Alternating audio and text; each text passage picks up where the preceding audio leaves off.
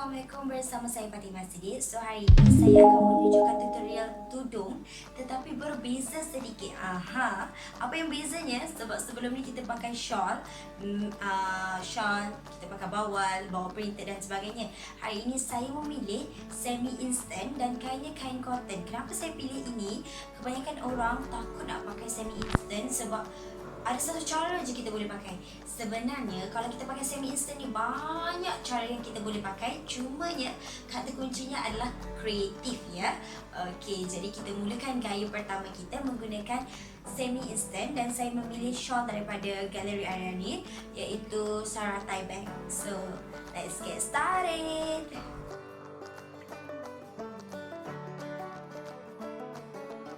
Gaya pertama kita seperti biasa, Sarah tie bag ni semi instant dan dia kita kena ikat belakang. So mudahlah untuk kita yang nak cepat kan, daripada kain cotton.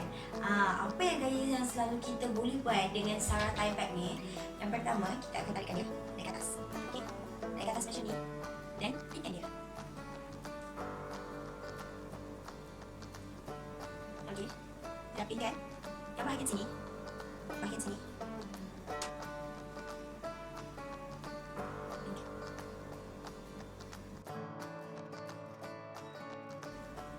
Dan yang ini semakin seperti ini.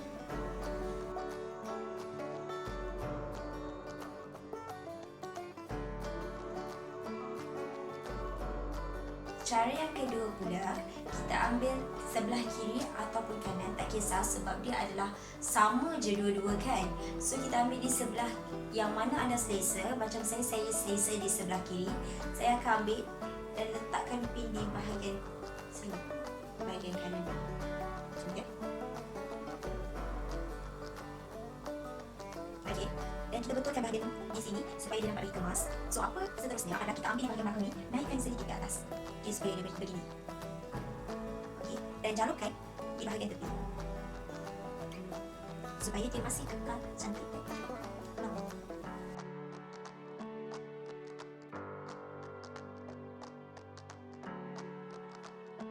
Gaya yang ketiga adalah seperti biasa juga, kita ambil sebelah kiri maupun kanan, kita sematkan pin ini di bahagian dalam.